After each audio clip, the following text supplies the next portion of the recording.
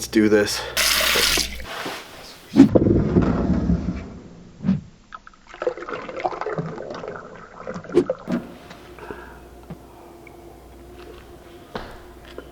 Oh, that's better. I want you to consider this video a warning. We're gonna go over two things. What I learned last week in recovery, and two, complacency. Look how complacent this guy was in his work area.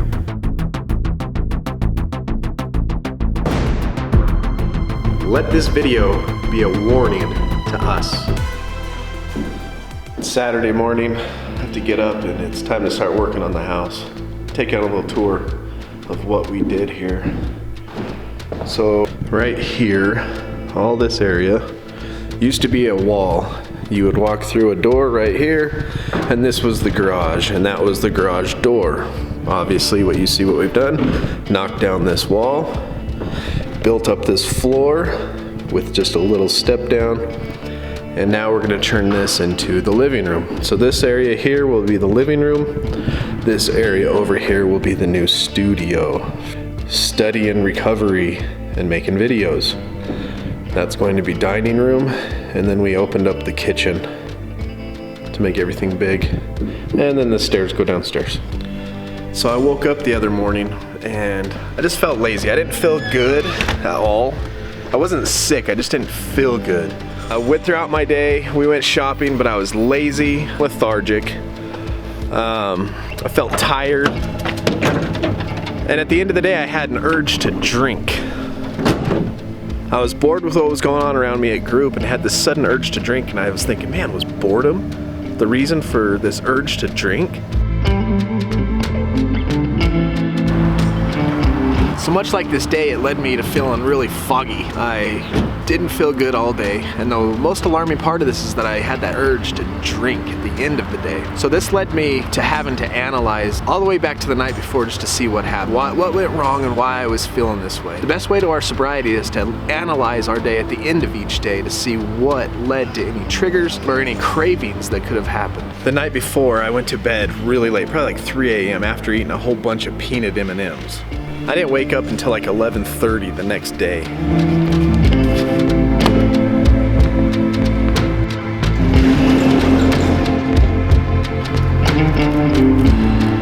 When I woke up, I didn't want to do anything. I didn't want to work on the house, which I needed to do. So the wife and I went shopping. And when I got back from shopping, I was still tired, so I took a nap.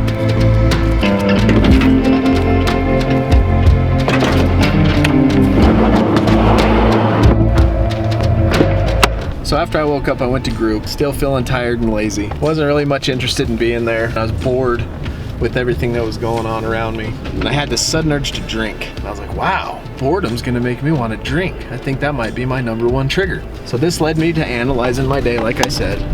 Ate a bunch of M&Ms, went to bed at 3:30 a.m. Didn't wake up till 11:30, where I woke up, ate a bunch of M&Ms. On our way to shopping, the wife and I stopped and I had a deep fried egg roll, a chicken stick thing, and then I washed it down with an energy drink. And then when I came home, I took a nap. After I ate a little bit more of those M&Ms that are sitting next to my bed, fell asleep, went to group, was bored, and had urge to drink. So when I look back at my day, I realized that I'm being complacent. When I woke up, I didn't pray. On top of that, my diet was crap. I wasn't giving my body the fuel that it needs.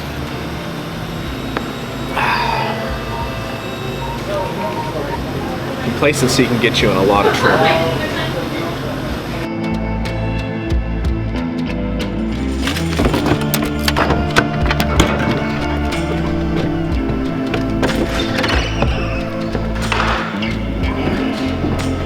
There are things I needed to do that day that I didn't do because I was so tired and lazy. Finish getting mud on these walls, I need to paint, and then I need to do carpet. But I didn't get any of that done that day. I went to group, and because I didn't give my body the fuel that it needs, because I didn't wake up praying and staying in a recovery mindset, this led me to being lethargic, mindless, and I just let my thoughts drift and I was getting bored. I wasn't focused. This could have caused me to relapse. I must change everything. I'm beginning to understand that my thinking needs to change. We know that. But also, the things that need to change are the things that affect my thinking, like being hungry or tired. I wasn't hungry because I ate. I had M&Ms, I had deep fried egg rolls and an energy drink. But my body was hungry because I didn't give it the nutrition that it needed. I need to get some mud on these walls, so we're gonna continue this conversation right after this.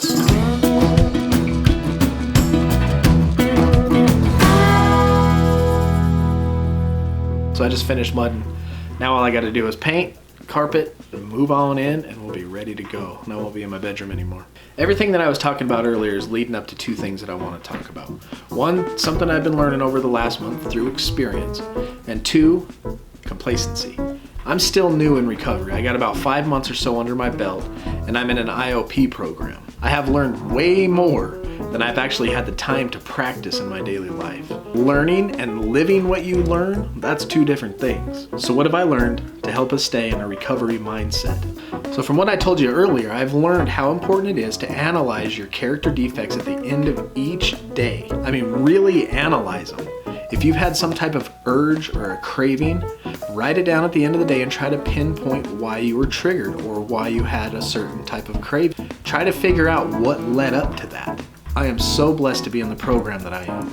It is set up for success from the moment you step your foot in the door to transition to aftercare, teaching you everything you need to know to be successful. But you have to go home and think about it, and then you got to practice it. So if you're in a program and you don't go home and mull it out, chew on it, think about it, chew it up in your head, think about what you just learned, really contemplate it, meditate on it, and then practice them in your daily lives, you're setting yourself up for failure. You have to retrain your mind. Retraining it is learning and then practicing. Learning, practicing. Meditate to practice. Learning and practicing, and then you'll start having experiences that solidify what you've learned, and then it starts to become second nature. That's what I'm learning. I'm still only 5 months in. And something that stood out to me over this last month is I haven't been giving it my full effort, even though I thought I was. What does the big book say? Half measures avail us nothing. I think complacency can sneak up to those new in recovery because they don't see it coming. So let this video be a warning against complacency. So what is complacency? Complacency means he's pleased, especially with oneself or one's merits, advantages, or situation, often without awareness of some potential danger or defect. Or technically it means self-satisfied. That sounds so familiar in my life. I think because I go to group 5 nights a week, I've worked a few steps, went to a bunch of AA and NA meetings, that I got this. I'm all good. I feel pleased with myself and my accomplishments, and that I have some advantage over my situation, not realizing that the addict is lurking right around the corner, and that's complacency. Have you heard of the frog boiling in the water thing? The boiling frog is a fable describing a frog being slowly boiled alive. The premise is that if the frog is put suddenly into hot boiling water, he will jump out. But if the frog is put in lukewarm water, and then you slowly heat up that water till it boils, it'll kill the frog. It will not perceive the danger and will be cooked to death. Now this next video is graphic. It's about a guy who's complacent at work. He just walks around this high-powered fan like he has all the time, and bam, there he goes. He ends up dead because he got complacent where he was in his work situation. This is a true danger for us in our recovery. If we don't stay diligent working our program, the same could happen to us. We could fail. We could go back to throwing our lives away and, God forbid, end up dead. So let's look at 5 ways to overcome complacency, and this is by Chris Hart on medium.com. Set goals. Constantly work at achieving them. By actively pursuing your goals, you will overcome the, this is good enough, I can do it tomorrow mindset. And this works in everyday life, be it a career, recovery, a relationship, whatever. Consistently working your goals removes complacency from your life. Number 2 is find purpose and meaning in your goals. If your goal is recovery like mine, you can find a ton of meaning in it. You can find health, family, your job, and you just want to live a better, positive life. Grab a pen and some paper. Begin asking yourself, why do I want to achieve these goals? And write down every answer that comes to mind. Once you've run out of answers, ask yourself, why am I forcing myself to do this goal? Is it even something I want to do? Again, write down the answer. Finally, ask yourself, could my time be better spent achieving something better? What would realistically happen if I didn't achieve this goal? Write down your answers. This will help you find the purpose behind the goal. If you don't have a solid purpose, it's time to move on and find a new goal, because complacency will always follow those who lack purpose. Complacency likes to reside in those who don't understand their why. Establish an unbreakable commitment to yourself and increase your personal standards. To eliminate complacency, you must upgrade your personal standards and clearly define what is and is not acceptable. No exceptions, no gray area. This begins by making an unbreakable commitment to yourself. Decide today that you will achieve this goal. Decide today that you will no longer let distractions get in the way, and that no matter what happens, you will make progress on this goal. You will not settle for good enough, and you will rise to the occasion. Put this in writing and pin it to your fridge. Remind yourself of the personal pact that you have made with yourself to work this goal every single day. Now it's time to evaluate your personal standards. The only way to uphold this personal pact is by upgrading your personal standards. You must decide today that procrastinating on this goal is no longer acceptable. You must decide that good enough is no longer acceptable, that you will finish what you start. You must decide to stop making excuses and relentlessly pursue this goal. And that's recovery for us. If you don't, you will leave room for complacency. You will leave a gray area, and you will find a way to weasel out of it. We like to call it leaving a back door open. Complacency thrives on those who do not have personal standards. Remind yourself that you're running out of time. We're mortal. We don't have much time on this earth. Continually remind yourself of that. If you reminded yourself of that, you'll know that the best time to do and work towards your goal is today. If you don't make time to achieve this goal today, when are you going to do it? Tomorrow? A month? In 5 years? And then what? Tomorrow's not guaranteed. Tell yourself today is the day that I'm going to make progress in this goal. Just like the old saying goes, when is the best time to start? Yesterday. When's the second best time?